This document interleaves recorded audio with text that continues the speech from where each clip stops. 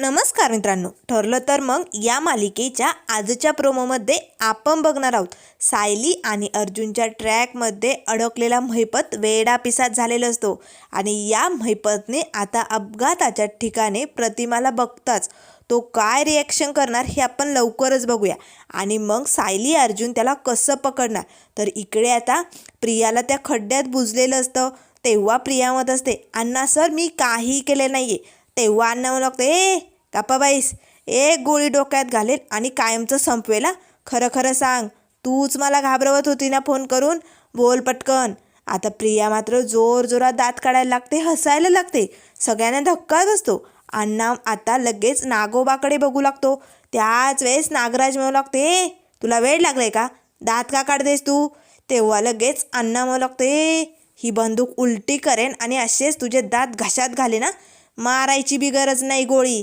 गप्पा बसायचं आणि गप गुमानं सांग, तूच मला भीती दाखवते ना त्या अपघाताची, खरं खरं सांग. आता प्रिया जोरात हसत असते. तेव्हा नागोबा म्हणू लागते, तुला वेळ लागले का, अगं बुजलंय तुला त्या खड्ड्यात, तुला कळतंय का, हसायला काय झालं. तेव्हा प्रिया म्हणू लागते, मूर्ख आहात तुम्ही. आणि अण्णा सर घाबरलात ना तुम्ही, पण तुम्ही किती काही करा, मी ते फोन करतच नव्हते, ते दुसरंच कोणीतरी आहे आणि तुम्ही माझ्यावर डाऊट घेताय. मी असं काही केलं नाही आहे. खरं तर ती प्रतिमा, तिला सगळं काही आठवायला लागलं आहे. तिलाच आठवलं असेल, तिनेच तुम्हाला ओळखलं असेल, एवढं नीट लक्षात घ्या. आता लगेच महिपतला आठवू लागतं. प्रतिमाने जेव्हा त्याला मंदिरात बघितलेलं असतं ना, तेव्हा ती आता महिपतजवळ आलेली असते आणि म्हणत असते, तू तू त्याच वेळेस महिपत म्हणू लागतो, हो मीच येतो. आता मात्र महिपत घाबरतो.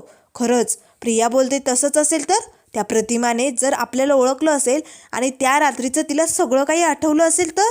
त्याच वेळेस आता लगेच नागोबा म्हणू लागतो, अण्णा सर प्रियाचं बोलणं खरं वाटतंय हा, अगदी खरं. त्या आमच्या वहिनीला आजकाल समद काही आठवायला लागलं आहे, सगळं आठवण्याचा प्रयत्न करते ती. नक्कीच तिला आठवलं असेल.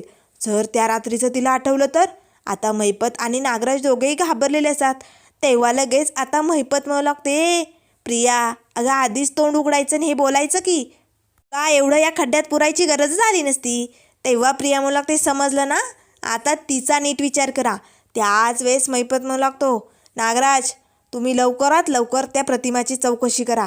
तिला काय आठवतं काय नाही हे सगळं जाणून घेण्याचा प्रयत्न करा. त्याप्रमाणे आता इकडे नागराजने लगेच प्रतिमा आत्यांकडे चौकशी करायला सुरुवात केली असते. नेमकं त्यांना काय आठवतं काय नाही हे सगळं काही आता तिला विचारत असतो नागराज. त्याच वेळेस तिकडे आता सुमनही असते. तेव्हा लगेच सुमन म्हणू लागते, प्लीज ताई तुम्ही आठवण्याचा प्रयत्न करा ना, नक्कीच तुम्हाला काही आठवेल.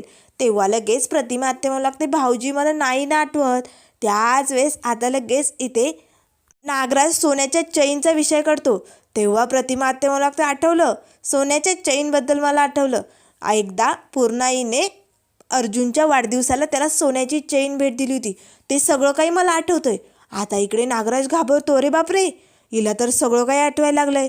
त्या अपघाताच्या रात्रीचं हिला आठवलं तर, हिने मला तिथे बघितलं असेल तर, असे म्हणत आता इथे नागराजचेही 12 वाजले असतात. तर इकडे आता रविराज काका अर्जुन आणि सायलीला म्हणत असतात, एक ना एक दिवस गुन्हेगार आपल्या ट्रॅकमध्ये अडकेल, त्यासाठी आपल्याला प्रत्येक स्टेप वापरून बघाव्या लागतील. तेव्हा अर्जुन म्हणू लागतो, अडकणार, महिपत आपल्या ट्रॅकमध्ये अडकणार म्हणजे अडकणार, आपण असे प्रत्येक ट्रॅक वापरून बघूया. तेव्हा लगेच आता इथे चैतन्य म्हणू लागतो, हो, आणि त्यासाठी रविराज सर आपण दोघे आहोत की सायली अर्जुन बरोबर, त्यामुळे टेन्शन घ्यायचं नाही, महिपत आपल्या ट्रॅकमध्ये अडकणार.